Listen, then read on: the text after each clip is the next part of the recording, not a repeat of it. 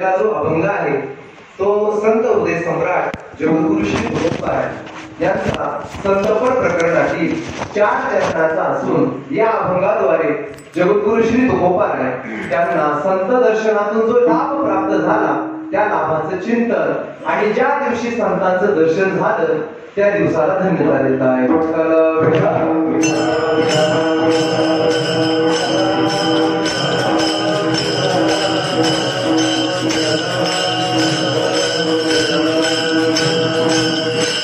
सेवेला अनुभव करण्यापूर्वी थोडासा परिहार द्यायचा तो असा की अत्यंत पवित्र असलेल्या या आदिशक्ती रेणुका मातेच्या या निंदरी गावाच्या परिसरामध्ये असणारी जगद्गुरु तुकोबारायांच्या नावाने प्रसिद्ध असणारी संत तुकारामवाडी या वाडीमध्ये प्रतिवर्षाप्रमाणे जगद्गुरु श्री तुकोबारायांच्या मंदिरामध्ये दसऱ्यानिमित्त ही चिंतन रूपी सेवा चालू असते. बरेच वर्ष झाली गुरुवारी बाबा ज्यावेळेस आळंदीमधून वारकरी शिक्षण संस्थेतून बाहेर पडले, शिक्षण पूर्ण झाल्यानंतर बाबा ज्यावेळेस गावाला आले त्यावेळेस बाबांनी जे जे उत्सव सुरू केले त्यापैकी हा महत्वाचा उत्सव विठ्ठल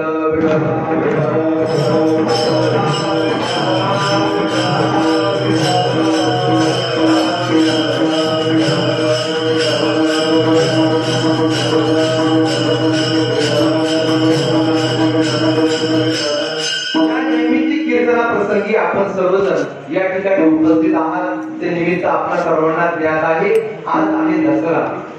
दसरा या शब्दाचा अर्थ होतो 10 म्हणजे आजचा दिवस आहे दशमीचा.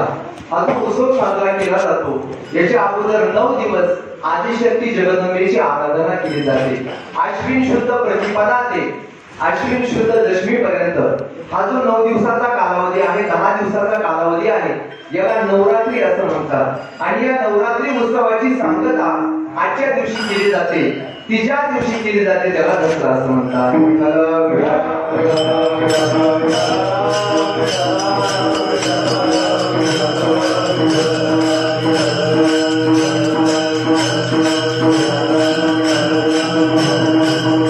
आपल्या भारतीय संस्कृतीमध्ये अनेक सण उत्सव साजरे केले जातात म्हणतात.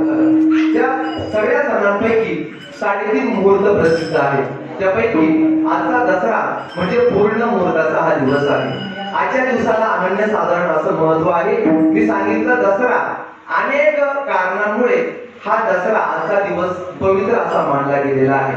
खरं तर 9 दिवसानंतर आजचा येणारा हा दिवस अत्यंत महत्वाचा आहे. या 9 दिवसामध्ये आपण जर देवी भागवताचं चिंतन कराल तर 9 दिवस आदिशक्तीची उपासना आपण सर्वांनी केलेली आहे.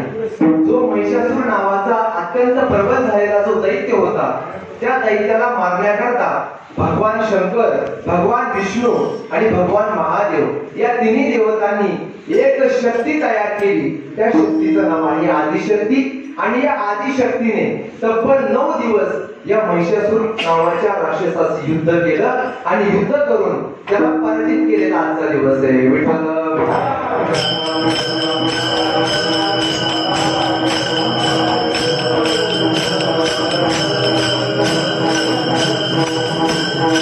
आजच्या दिवशी प्रभू रामचंद्रांनी रावणावर विजय मिळवला म्हणून आजच्या दिवसाला विजयादशमी असंही म्हटलं जातं. कारण आजच्या दिवशी विजय प्राप्त केला गेला म्हणून विजयादशमी या नावानेही आजच्या दिवसाला संबोधलं जातं.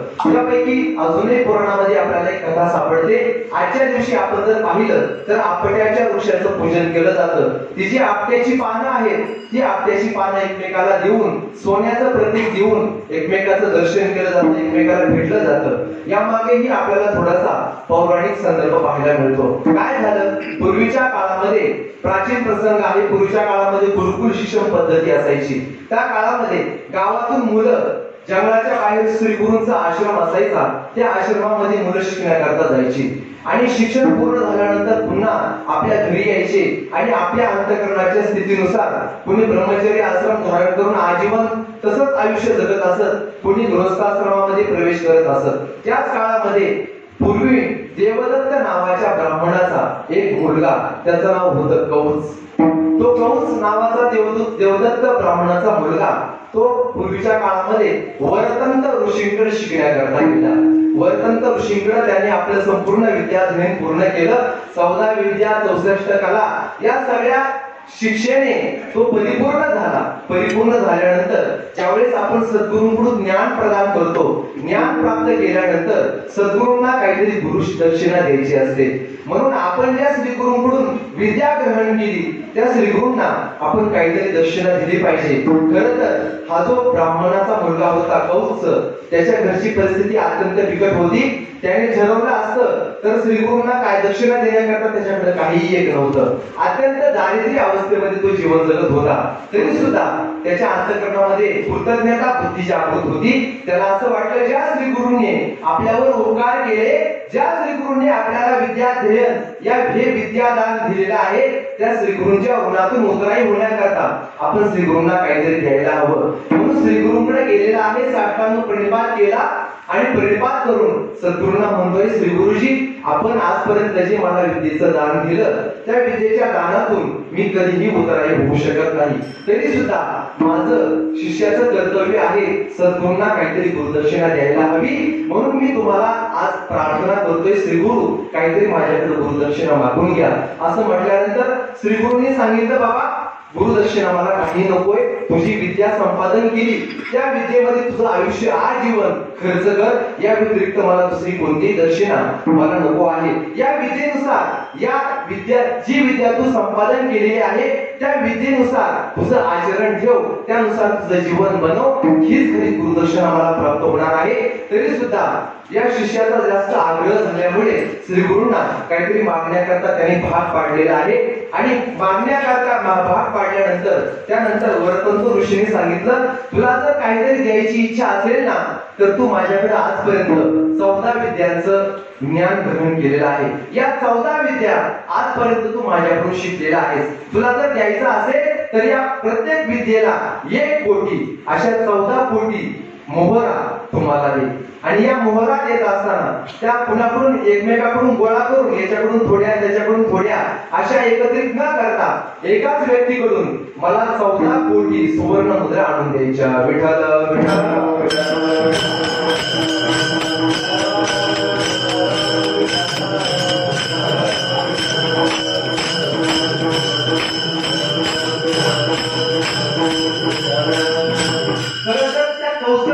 शिष्याने श्रीगुरूंना आग्रह केला आणि सद्गुरूंनी गुरुदक्षिणाही मागितलेली आहे. आता त्याच्या डोळ्यासमोर दुसरं प्रश्नचिन्ह उभं राहिलं, एवढीच गुरुदक्षिणा एकाच व्यक्तीकडून गोळा करायची. आता एवढी गुरुदक्षिणा आपल्या एकाच व्यक्तीकडून कुठे मिळणार? म्हणून त्याच्या लक्षामध्ये आलं, आपण ज्या राज्यामध्ये राहतो आहोत तो रघु राजा अत्यंत उदार आहे. तो विद्वानांचा सन्मान करतो, कोणालाही तो बिनमुख पाठवत नाही. त्या रघु राजाकडे जर आपण गेलो तर रघु राजा आपल्याला एवढ्या सुवर्ण मुद्रा, एकच व्यक्ती आणि एवढ्या सगळ्या सुवर्ण मुद्रा आपल्याला देऊ शकतो. म्हणून अंतःकरणामध्ये भावना निर्माण झाली, राजा आपल्या अंतःकरणाची इच्छा पूर्ण करील. म्हणून तो राजवाड्याकडे गेला, राजाच्या दरबारामध्ये आला. परंतु गंमत अशी झाली होती, त्याच काळामध्ये नेमकं त्या रघु राजाने विश्वजित नावाचा यज्ञ संपादन केलेला होता. आणि त्या विश्वजित यज्ञामध्ये त्याने आपल्या राज्यामध्ये असणारी जेवढी संपत्ती होती तेवढी सगळी संपत्ती ब्राह्मणांना दान करून टाकलेली होती. सगळ्या संपत्तीला परांगमुख झालेला असा तो राजा त्या राज्यामध्ये जीवन जगत होता. कोणत्याही प्रकारची संपत्ती राजाकडे नाहीये. आणि तो हा विद्वान जो कौत्स नावाचा शिष्य आहे तो ब्राह्मण पुत्र राजाच्या दरबारामध्ये गेला. एरवी एखादा कोणी अतिथी राजाच्या दरबारामध्ये आला तर राजा स्वतः समोर येत असे, सुवर्णाचं पात्र घेऊन त्या अतिथीचं तो पाद्य पूजन करत असेल अशी ख्याती त्या राजाची होती. ज्या दिवशी कौत्स नावाचा शिष्य राजाच्या दरबारामध्ये आलेला आहे त्यावेळेस कौत्साने पाहिलं, राजा आज आलाय, अतिथीचं स्वागत करण्याकरता आलाय, परंतु राजाकडे सुवर्ण पात्र नाही तर राजाकडे मातीचं पात्र आहे. या मातीच्या पात्रामध्ये राजा पाद्य पूजन करतो आहे. याचं कारण त्याला कळालं की राजाने विश्वजित नावाचा यज्ञ केलेला आहे आणि विश्वजित नावाच्या यज्ञामध्ये त्यांनी आपली सगळी संपत्ती दान केली असल्या कारणाने राजाकडे आता आपली इच्छा पूर्ण होणार नाही. म्हणून आपल्या अंतःकरणातला संकल्प राजाला बोलून दाखवायच्या अगोदरच तो त्या ठिकाणाहून निघाला. तो परत निघाल्यानंतर राजाने पाहिलं कोणीतरी ब्राह्मण पुत्र आपल्याकडे येतोय आणि तो तसाच विन्मुख चाललाय. तो का बरं विन्मुख चाललाय? आपल्या अंतःकरणाची इच्छा तो का प्रगट करत नाही? म्हणून रघुराजाने त्या कंसाला पुन्हा बोलून घेतलं. बोलवल्यानंतर कंसाने सांगितलं, मी एक अपेक्षा अंतःकरणामध्ये धारण करून तुमच्याकडे आलो होतो, परंतु ती अपेक्षा पूर्ती आता तुमच्याकडून होईलच असं काही सांगता येत नाही, म्हणून मी पुन्हा परत विन्मुख निघालो होतो. हे ऐकल्यानंतर कंस राजाने सांगितलं, रघुराजाने सांगितलं, बाबा काळजी करू नको, जरी माझ्याकडे ती आता तशी संपत्ती नसली तरी सुद्धा ते सामर्थ्य माझ्याकडे आहे, तेवढी तुला जे काही लागेल ते सगळं मी तुझी मनोरथ पूर्ती करू शकतो. म्हणून कंसाने सांगितलं, माझ्या सद्गुरूंना मला एवढ्या एवढ्या सुवर्ण मुद्रा दक्षिणा म्हणून द्यायच्या आहेत आणि त्याही एकाच व्यक्तीकडून, म्हणून ही अभिलाषा अंतःकरणामध्ये धारण करून मी तुमच्याकडे आलो होतो. त्यावेळेस राजाने सांगितलं, तू परत विन्मुख जाऊ नको, 2 दिवस माझ्या दरबारामध्ये थांब. 2 दिवसानंतर तुला जेवढ्या सुवर्ण मुद्रा लागतील तेवढ्या सगळ्या सुवर्ण मुद्रा मी प्राप्त करून देतो. हे आश्वासन ऐकल्यानंतर कंस त्या ठिकाणी थांबला आणि त्या राजाने आता स्वतःजवळ जर कोणतीही संपत्ती नाही, मग त्या राजाने, तो राजा इतका दिग्विजयी होता, पराक्रमी होता, राजाने रथ सुसज्ज केला आणि रथ सुसज्ज करून राजाने विचार केला, आपल्याकडे कोणतीही संपत्ती नाही, आता कुबेराकडे जाऊया, कुबेराशी युद्ध करूया आणि कुबेराची सगळी संपत्ती आपण लुटून आणूया. आणि अशी तयारी करून रथाची तयारी करत राजा असलेला पाहिल्यानंतर कुबेराने स्वर्गामध्ये विचार केला, हा रघुराजा आपल्यावर स्वारी करण्याकरता येतो, त्याला पाहिजे काय? फक्त त्या वर्तंत ऋषीच्या शिष्याला, त्याला त्या कंसाला देण्याकरता सुवर्ण मुद्रा पाहिजे.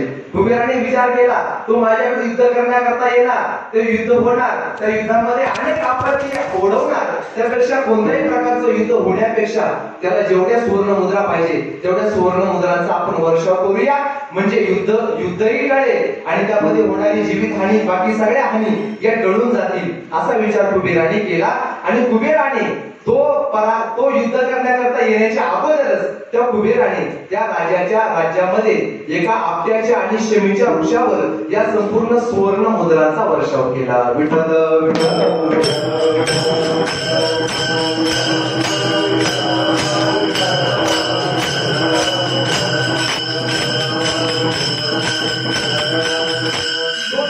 सुवर्ण मुद्रांचा जो वर्षाव झाला तो आपट्याच्या आणि शमीच्या वृक्षावर झाला. तो सगळा सुवर्ण मुद्रांचा वर्षाव पाहून राजा अंतःकरणामध्ये अत्यंत संतोषित झाला. राजा आला आणि त्याने जेवढ्या मोहरांचा वर्षाव झाला होता तेवढ्या सगळ्या मोहरा या कंस नावाच्या शिष्याकडे दिल्या. त्या कंसाकडे दिल्या आणि बाबा या तुझ्या सुवर्ण मुद्रा घे आणि तुझी इच्छा आता पूर्ण होते आहे, तू तुझ्या सद्गुरूंकडे जाऊ शकतो. त्या सगळ्या सुवर्ण मुद्रा त्याने घेतल्या आणि त्या सुवर्ण मुद्रा घेऊन तो आपल्या सद्गुरूंकडे आला, वर्तंत ऋषींकडे आला. ऋषींकडे आल्यानंतर त्याने सगळ्या सुवर्ण मुद्रांचं गाठोड आपल्या सद्गुरूंसमोर ठेवलं. सद्गुरूंनी पाहिलं, याने आघाडीला मोहरा आणलेल्या आहेत, मी याला शब्द दिला होता, मी फक्त तुझ्याकडून किती सुवर्ण मुद्रा घेईल, किती सुवर्ण मुद्रा घेईल, किती घेईल, किती 14 कोटी सुवर्ण मुद्रा मी तुझ्याकडून घेणार आहे. एवढ्या सुवर्ण मुद्रा तू कशा करता आणल्या? तर त्यावेळेस वर्तंत ऋषीने सांगितलं, उरलेल्या पुन्हा घेऊन जा, जेवढ्या मला पाहिजे तेवढ्या मी माझ्याकडे ठेवून घेतो आहे, उरलेल्या तू पुन्हा घेऊन जा.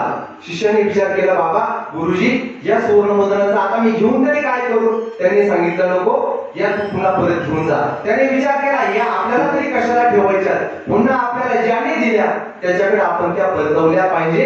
अत्यंत शब्दाला जाणणारी ही सगळी मंडळी असल्या कारणाने त्याने त्या सगळ्या सुवर्ण मुद्रा घेतल्या आणि पुन्हा रघुराजाकडे आला. रघुराजाला सांगितलं, बाबा माझ्या सद्गुरूंची अपेक्षा पूर्ण झाल्यानंतर उरलेल्या ज्या सुवर्ण मुद्रा आहेत या सगळ्या सुवर्ण मुद्रा तुझ्याकडे असू दे, मला याची आवश्यकता नाही. राजासमोर ठेवल्या. राजाने विचार केला, मी आपली सगळी संपत्ती लुटून टाकली, त्या सुवर्ण मुद्रांचा मला तरी काय उपयोग? म्हणून त्या राजाने सगळ्या सुवर्ण मुद्रा त्या आपट्याच्या आणि शमीच्या वृक्षाखाली आणून टाकल्या. ज्या वृक्षांवर याचा वर्षाव झालाय त्या वृक्षांखालीच पुन्हा त्या सगळ्या सुवर्ण मुद्रांचा ढीग लावून टाकला आणि आपल्या संपूर्ण राज्यामध्ये घोषणा केली, या सगळ्या सोन्याला तुम्ही लुटून घेऊन जा. विठ्ठल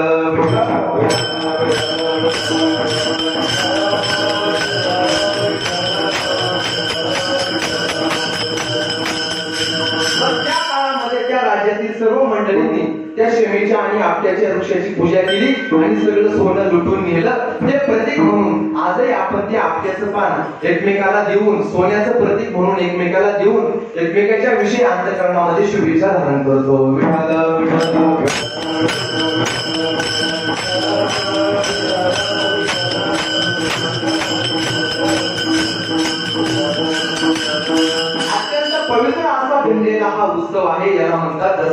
या दसऱ्याच्या बाबतीमध्ये आणि दसऱ्याच्या अत्यंत निकट कालामध्ये असलेला एक सण आहे, त्याला म्हणतात दिवाळी. या दसरा आणि दिवाळी या सगळ्या सणांमध्ये हे अत्यंत प्रमुख मानले जाणारे सण आहे. हा जो दसऱ्याचा सण आहे, या दसऱ्याच्या सणाचा उल्लेख आणि दिवाळी सणाचा उल्लेख सगळ्या संत वाङ्मयामध्ये आपल्याला पाहायला आढळतो. ज्ञानेश्वरीमध्ये दसऱ्याचा दिवाळीचा उल्लेख आहे, गाथेमध्ये आहे, नाथपाराच्या एकनाथी भागवतामध्ये आहे, डोळकरांच्या गाथेमध्ये आहे, सर्व संतांच्या गाथेमध्ये वाङ्मयामध्ये या सर्व उत्सवांचं केलेलं वर्णन आपल्याला आढळून येतो. काणोबाऱ्यांचा एक अभंग आहे. काणोबाऱ्यांनी या दसरा उत्सवावर एक रूपक केलेला आहे.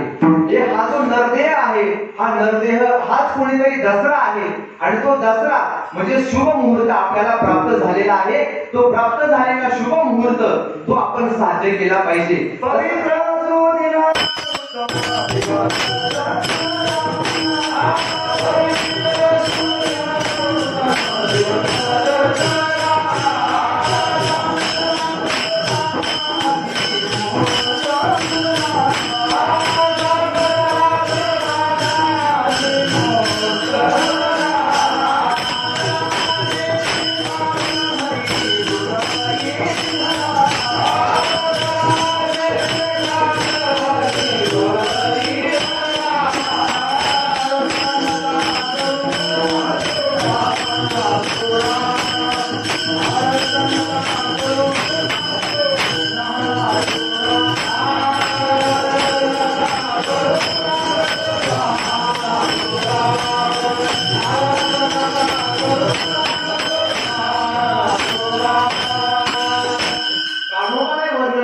पवित्र सुदीन उत्तम दिवस दसरा सापडला तो साधा आजी मुहूर्त बरा.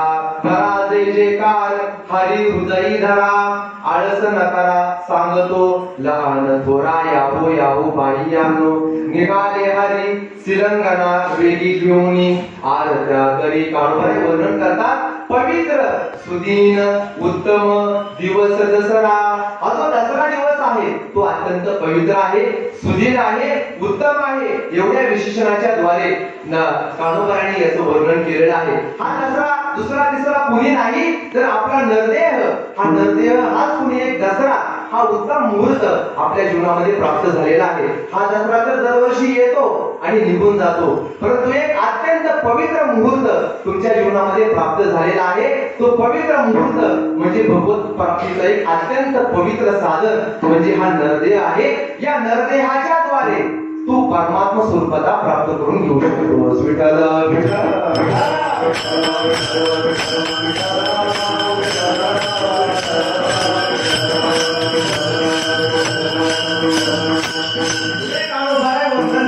अक्षय मुहूर्त औटामध्ये साधते.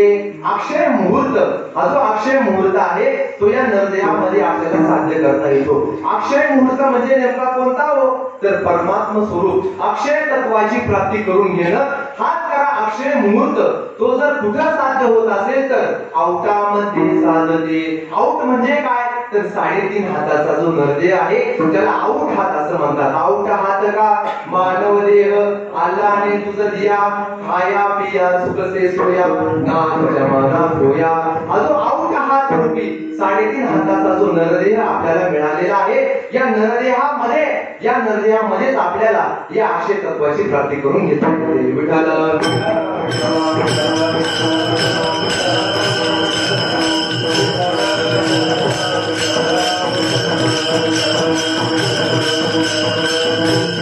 या पवित्र कालावधीमध्ये सेवेकरता घेतलेला अभंग जगद्गुरु तुकोबारायांचा आहे. या अभंगाद्वारे जगद्गुरु तुकोबाराय संतांच्या दर्शनातून त्यांना प्राप्त झालेला जो लाभ आहे त्या लाभाचं चिंतन करतात. त्याचप्रमाणे संत महात्म्यांचं दर्शन ज्या दिवशी त्यांना प्राप्त झालं त्या दिवसाला तुकोबाराय धन्यता देतात.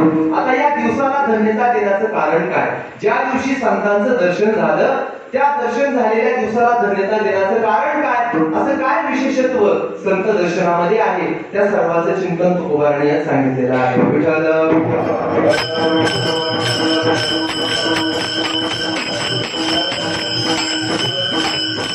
आपण विचार करा, सकाळी उठल्यापासून आपल्याला नित्य सकाळी उठल्यापासून कुणाचं ना कुणाचं दर्शन रोज नित्य घडत आहे. सकाळी उठल्यापासून अनेक लोकांची दर्शन आपल्याला आपल्या जीवनामध्ये घडतात. अनेकांचं आहे, तुकोबारे म्हणतात काही लोकांचं दर्शन आपल्या जीवनामध्ये घडलं पाहिजे, काही लोकांचं दर्शन आपल्या जीवनामध्ये घडू नये. काही लोक जे असे आहेत सज्जनाचं दर्शन आपल्या जीवनामध्ये घडलं पाहिजे, कारण भल्याचे दर्शन ते शुभची वचन. तुकोबारे सांगतात भल्या पुरुषाचं सत्पुरुषाचं दर्शन आपल्या जीवनामध्ये घडलं पाहिजे. आणि तुकोबारे म्हणतात असा एक वर्ग आहे त्याला म्हणतात दुर्जनाचा वर्ग. या दुर्जनाचं दर्शन आपल्या जीवनामध्ये कधी घडू नये. तुकोबारे म्हणतात तुका म्हणे क्षण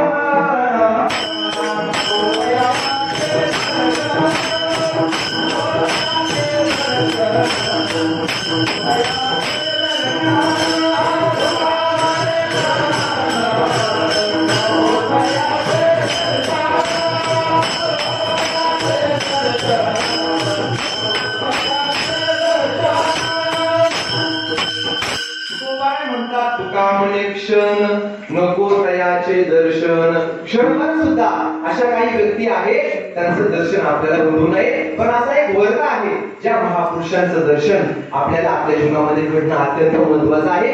या महापुरुषांचं दर्शन घडणं इतकं सोपं आहे का?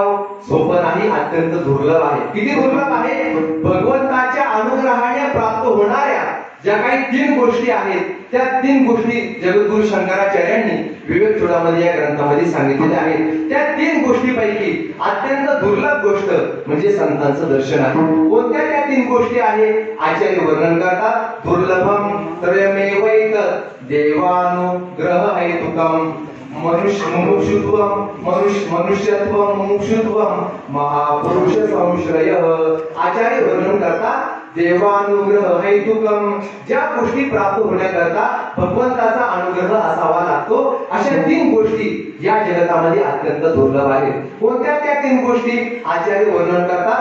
पहिली गोष्ट दुर्लभ आहे मनुष्यत्वम, दुसरी गोष्ट आहे मुमुक्षुत्वम आणि तिसरी गोष्ट आहे महापुरुष संश्रय, महापुरुषांचं दर्शन किंवा महापुरुषांची संगती. विठ्ठल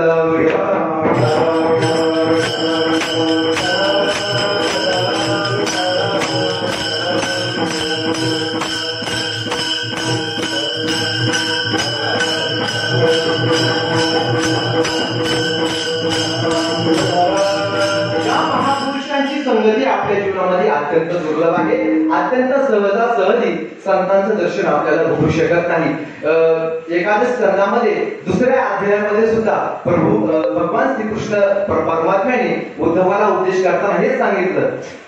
भगवान परमात्मा उद्धवाला सांगतात दुर्लभो मानुषो देहो देहिनां क्षणभंगुरः तत्रापि दुर्लभम मन्ये वैकुंठ प्रिय दर्शनम.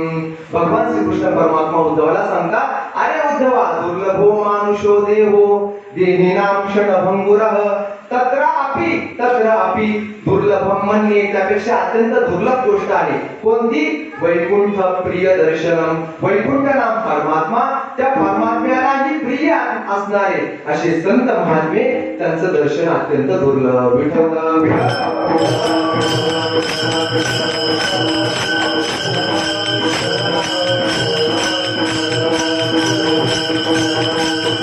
त्या श्लोकावर भाष्य करताना श्री नाथ महाराज वर्णन करतात निष्कामता निज दृष्टी अनंत पुण्य कोटानुकोटी रोकड्याला भिजते पाठोवाटी तय होय भेटी हरिप्रियांची. नाथ महाराज वर्णन करतात महापुरुषाचं दर्शन होणं हे इतकं काही सोपं नाही. व्याघ्र सिंहाचे दूध जोडे, एक वेळ व्याघ्र सिंहाचं दूध प्राप्त होईल, नाही त्या गोष्टी प्राप्त होतील, परंतु हरिप्रियाची भेटी घडे हे दुर्लभ गाडे मनुष्या. विठ्ठल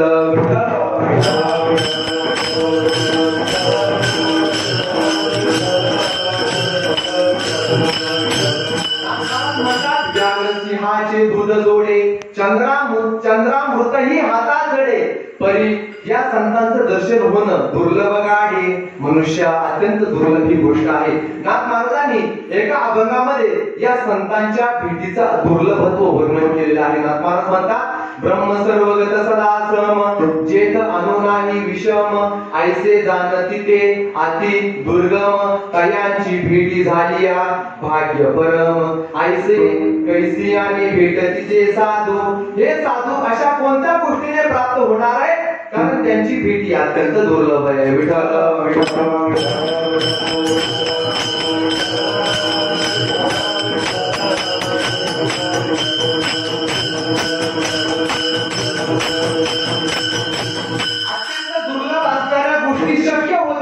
परंतु महापुरुषांचं दर्शन आपल्या जीवनामध्ये घडेलच सांगता येत नाही आपलं संपूर्ण आयुष्य निघून जाईल परंतु महापुरुषांचं दर्शन एकदा तरी आपल्या जीवनामध्ये घडेल हे सांगता येत नाही अत्यंत दुर्लभ आहे नाथ महाराज म्हणतात अनेक गोष्टी घडतील काय काय घडेल या सगळ्या गोष्टी घडतील अनेक गोष्टी घडतील ज्या गोष्टी घडण्याकरता अत्यंत दुर्लभ आहेत या सगळ्या गोष्टी घडतील परंतु साधू पुरुषाची भेट होणार नाही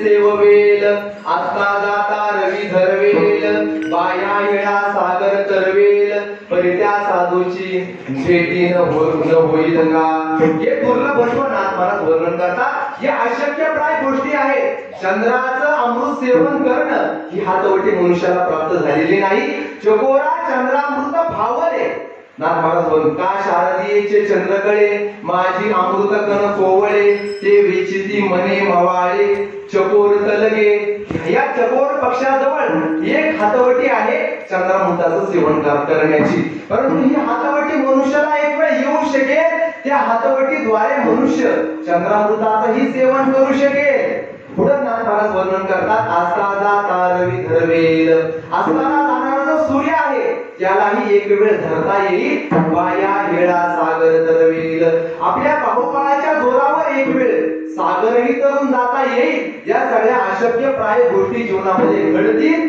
परित्या साधूची भेट न होईल का परंतु त्या महापुरुषाचं दर्शन आपल्या जीवनामध्ये घडणं अत्यंत दुर्लभ आहे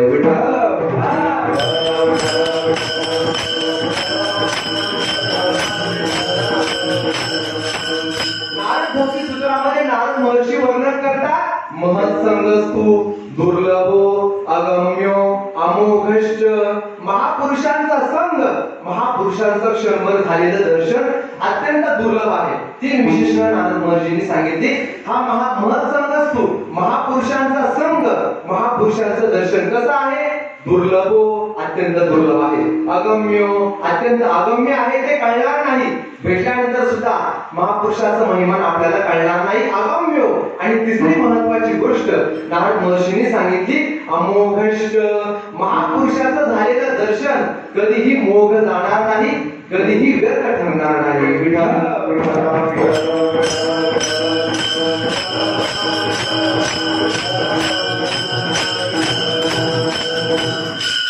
म्हणतात नवजे वाया झाले संतांचे दर्शन महापुरुषाचं दर्शन झालेलं कधीही व्यर्थ जाणार नाही महापुरुषाचं दर्शन होणं जरी दुर्लभ असलं तरी महापुरुषाचं झालेलं दर्शन हे दुर्लभ जरी असलं तरी ते व्यर्थ जाणार नाही जगामध्ये काही गोष्टी आपल्याला पाहायला मिळतात की ज्या गोष्टी अत्यंत दुर्लभ आहेत परंतु ते प्राप्त होणं अशक्यप्राय नाही काही काही गोष्टी प्राप्त होणं अशक्यप्राय आहे संत महापुरुषाची भेटी होणं दुर्लभ जरी असलं तरी ते जीवनामध्ये साधना करून आपण प्राप्त करू शकतो विठ्ठल विठ्ठल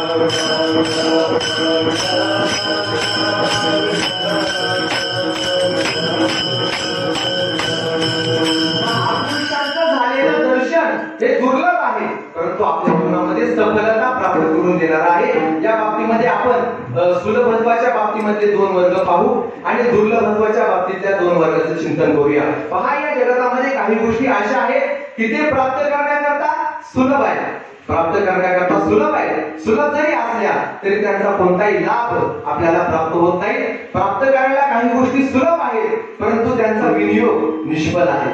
पहा, उदाहरणाने पहा, काही गोष्टी आपल्याला प्राप्त करण्याकरता सुलभ आहेत त्या आपण कधीही प्राप्त करून घेऊ शकतो, परंतु त्या जरी प्राप्त केल्या तरी प्राप्त केल्यानंतर आपल्या जीवनामध्ये सफलता प्राप्त करून देणार नाही, त्या निष्फळ ठरणार आहे. उदाहरणार्थ एखादा दगड घ्या, गालोटीचा दगड घ्या किंवा वाळू घ्या, ती जर आपल्याला प्राप्त करायची असेल तर ती दुर्लभ आहे का? ती सुलभ आहे. कुणी मनुष्य एखादा बाहेर जाऊ शकतो आणि हातामध्ये वाळू घेऊन येऊ शकतो, एखादा दगड घेऊन येऊ शकतो. या गोष्टी प्राप्त करण्याकरता सुलभ आहे परंतु त्यांचा विनियोगाचं चिंतन जर केलं तर त्या गोष्टी निष्फळ आहेत, त्याची कोणत्याही प्रकारची फलद्रुपता आपल्याला प्राप्त होऊ शकत नाही. पहा, त्यानंतर असा एक वर्ग आपल्याला पाहायला मिळेल, तो वर्ग प्राप्त करण्याकरता सुलभ आहे. ती गोष्ट सुलभ आहे परंतु सुलभ जरी असली तरी ती गोष्ट सुलभ सफल आहे. विठ्ठल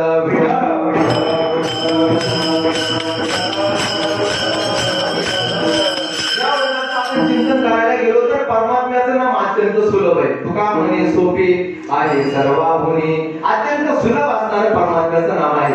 हे परमात्म्याचं नाम सुलभ आहे परंतु ते निष्फळ नाही, सफल आहे. परमात्म्याचं नाम आपल्या जीवनामध्ये अगणित पुण्याच्या राशी प्राप्त करून देऊ शकतं आणि अगणित पापाच्या या राशी नाहीस करण्याचं सामर्थ्य एका परमात्म्याच्या नामामध्ये आहे. म्हणून परमात्म्याचं नाम प्राप्त करण्याकरता सुलभ आहे परंतु ते सफल आहे. त्याचप्रमाणे दुर्लभत्वाच्या बाबतीमध्ये चिंतन करायला गेलो तर काही गोष्टी प्राप्त करण्याकरता अत्यंत दुर्लभ आहेत परंतु त्या प्राप्त झाल्यानंतर सुद्धा त्या निष्फळ आहेत. त्यापासून कोणत्याही प्रकारची फलप्राप्ती आपल्या जीवनामध्ये घडणार नाही. पहा, चिंतन करा.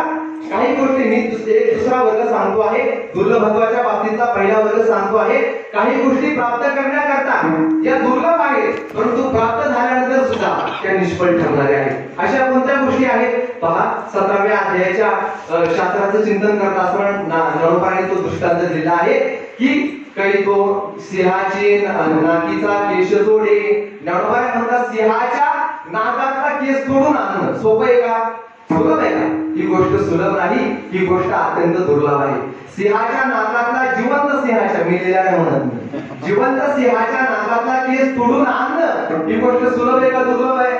अत्यंत दुर्लभ आहे. पण मला सांगा, अत्यंत दुर्लभ ही गोष्ट जरी असली तर त्यातून फल आपल्याला काय प्राप्त होणार आहे? ही गोष्ट निष्फळ आहे. एखाद्याने सिंहाच्या नाकातला केस तोडून आणला आणि त्याला लगेच परमात्म्याचा साक्षात्कार झाला असं काही व्यवहारामध्ये पाहायला मिळत नाही. ही गोष्ट दुर्लभ जरी असली तरी निष्फळ आहे.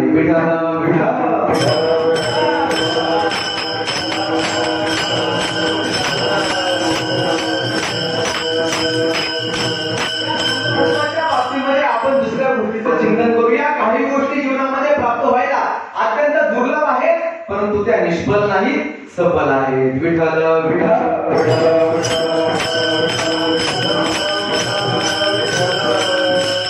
या वर्गामध्ये महापुरुषाचं जीवन आपल्याला पाहता येईल. साधू महापुरुषाचं दर्शन करण्याकरता या संतांचं दर्शन अत्यंत दुर्लभ आहे परंतु झालेलं दर्शन अमोघ, व्यर्थ न जाणार आहे, व्यर्थ न ठरणार आहे, आपल्या जीवनामध्ये सफलता प्राप्त करून देणार, असं सफलत्वाला, जीवाला सफलत्वाला प्राप्त करून देणार हे संतांचं दर्शन आहे. असं संतांच्या दर्शनातून आपल्याला प्राप्त तरी काय होतं?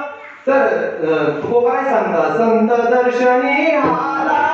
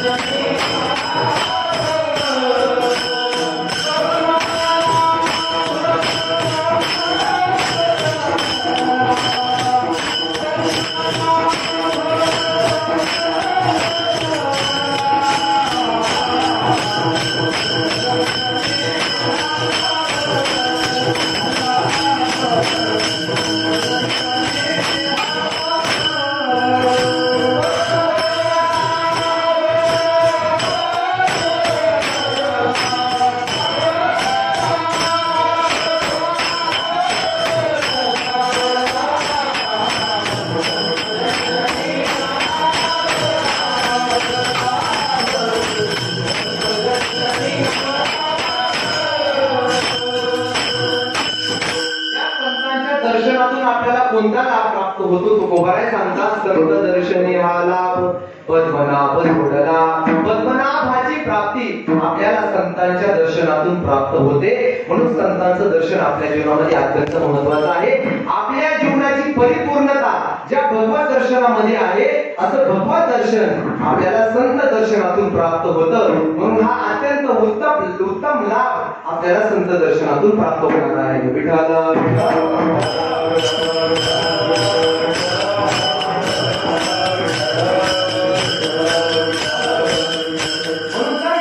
वर्णन करून सांगतात भारी प्राप्तीचे उपाय धरावे संतांचे पाय.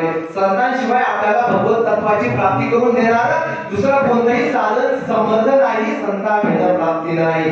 ऐसे वेद देती ग्वाही असं नाथमारांनी सांगितलं. त्या तत्वाला जाणण्याकरता सगुण एव अभिगच्छेत त्या सत्पुरुषाजवळ जावं लागतं आणि सत्पुरुषाजवळ गेल्यानंतरच त्या भगवत तत्वाची प्राप्ती आपल्या जीवनामध्ये घडत असते. म्हणून तुकोबारांनी विचार केला आपल्याही जीवनामध्ये या पद्मनाभाचा लाभ आपल्याला प्राप्त व्हायला हवा. मग पद्मनाभाचा लाभ आपल्या जीवनामध्ये कशाने प्राप्त होईल त्याकरता आपल्या जीवनामध्ये अगोदर संतांचं दर्शन घडायला हवं. संत दर्शन जोपर्यंत आपल्या जीवनामध्ये घडत नाही तोपर्यंत आपल्याला पद्मनाभाची प्राप्ती आपल्या जीवनामध्ये घडणं अत्यंत दुष्कर अशा प्रकारची गोष्ट आहे. म्हणून संत दर्शन आपल्या जीवनामध्ये कसं घडत याकरता तुकोबाराय विचार करू लागले. संतांचं दर्शन आपल्या जीवनामध्ये केव्हा घडल संत दर्शनाकरता तुकोबारायांच्या अंतःकरणामध्ये तळमळ निर्माण व्हायला लागली की हे संतांचं दर्शन मला माझ्या जीवनामध्ये कसं घडेल. ज्याप्रमाणे सद्गुरूंचा वियोग झाल्यानंतर ज्ञानोबाच्या सद्गुरू भक्ताचं वर्णन गुरु उपास्य पदावर करतात की त्या सद्गुरू भक्ताच्या अंतःकरणामध्ये सद्गुरू विषयी कशी तळमळ असते ज्ञानोबाराय वर्णन करतात. काही हे बेरडे फिटेल काही तो स्वामी भेटेल युगाहुनी वडील निमिषवाणी. काही बिरडे फिटेल काही तो स्वामी भेटेल त्या स्वामीचं दर्शन मला माझ्या जीवनामध्ये कधी होईल अशा प्रकारची ही तळमळ तुकोबारायांच्या अंतःकरणामध्ये निर्माण झाली.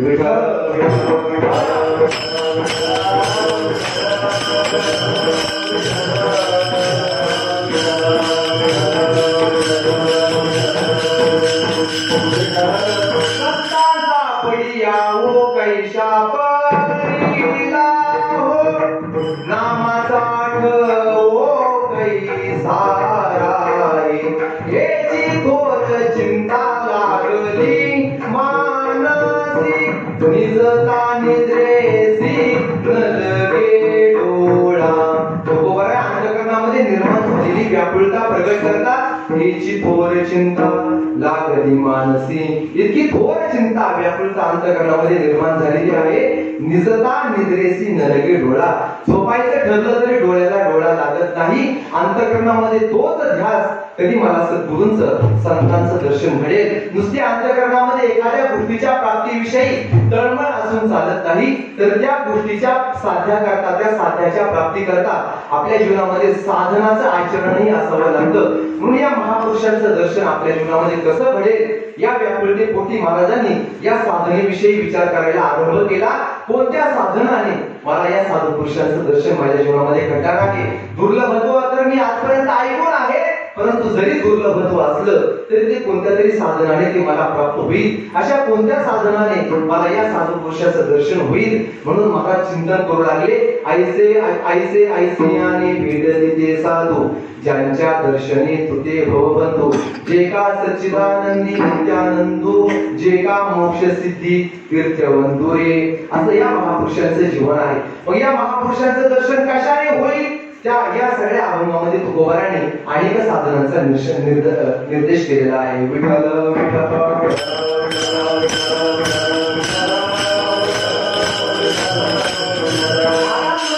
भाव सर्व कारण मूळ बंधू सदा समबुद्धी नास्तिक्य भेदू शत्रु मित्र पुत्र समकरी बंधुरे. अनेक साधनांचा निर्देश महाराजांनी केला. पुढे महाराज म्हणतात अर्ध काम चाड नाही चित्ता माना मान मोह माया मिथ्या वर्ते समाधानी नेनो जाणुनी नेनता साधू भेट देती तया अवचिता रे.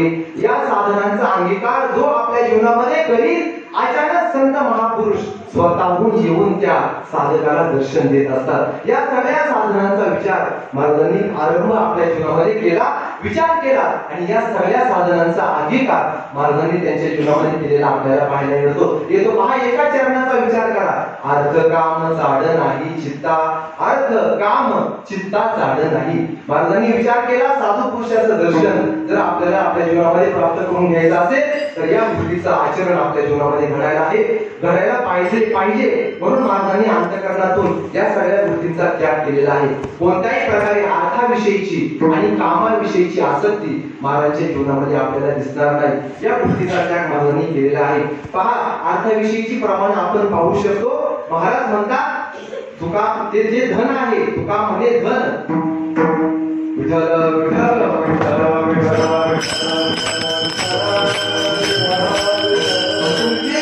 विठ्ठल धन ते मज मूर्तिके समान. हे तुकोबारांनी म्हटलेलं आहे. हे धन जन तन धन वाटे लेखावे वमन. या सगळ्या गोष्टीविषयी वमनास्पद अंतःकरणामध्ये भाव धारण करावा अशी आंतरिक इच्छा महाराजांच्या अंतःकरणामध्ये आहे. म्हणून अर्थाविषयीची जाण महाराजांच्या अंतःकरणामध्ये नाही. कोणत्याही प्रकारची कामना महाराजांनी अंतःकरणामध्ये शिल्लक ठेवलेली नाही.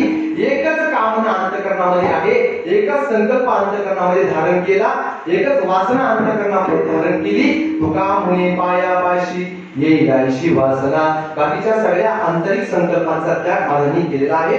अर्थ काम चाड नाही चित्ता, मानामान मोह माया वृथा मिथ्या. कोणत्याही मानामानामध्ये तुकोबाराय अडकलेले नाही. तुकोबाराय म्हणतात मान अपमान गोवे हे तो गुंडोनी ठेवावे.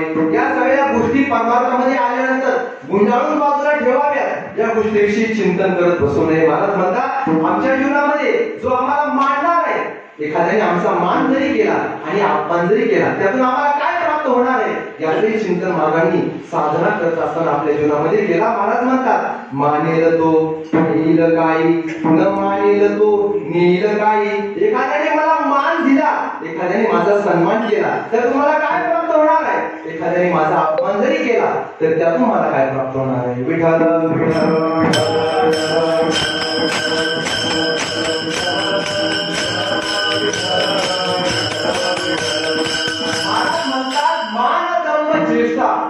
दोष कराची विष्ठा. या सगळ्या गोष्टीविषयी महाराज अंतःकरणातून उदास झालेले आहे. अंतःकरणामध्ये एकच संकल्प, तो म्हणजे संत कृतीचा. म्हणून माना मोह माया मिथ्या वर्ते समाधानी जाणूनी नेनता.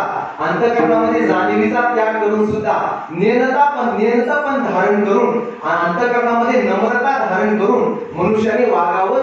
वर्ते समाधानी अंतःकरणामध्ये समाधान धारण करून राहावं. त्याप्रमाणे या समाधानाला अंतःकरणामध्ये धारण करून महाराज वावरू लागले. कोणत्याही प्रकारची विपत्ती महाराजांच्या जीवनामध्ये जरी आली तरी महाराजांचं अंतःकरण समाधानी होतं. समाधान अंतःकरणात महाराजांनी कधी बिघडून दिलं नाही. सगळ्या आपत्ती आल्या तर महाराज म्हणतात बरंच झालं, बरे झाले देवा, आले दिवाळे. या सगळ्या गोष्टी जरी झाल्या तरी अंतःकरणामध्ये धारण केलेलं जे समाधान नावाचं जे साधन आहे ते साधन महाराजांनी कधी अंतःकरणातून बिघडून दिलं नाही. या सगळ्या गोष्टीचा साधनांचा अंगीकार महाराजांनी आपल्या जीवनामध्ये केला आणि याच फलद्रुपत्व महाराजांच्या जीवनामध्ये प्राप्त झालं. ज्याप्रमाणे ज्ञानोबाई वर्णन करतात ऐशी कर्म साम्य दशा होय जेथ विरेशा हेत श्री गुरु आपैसा भेटीची का.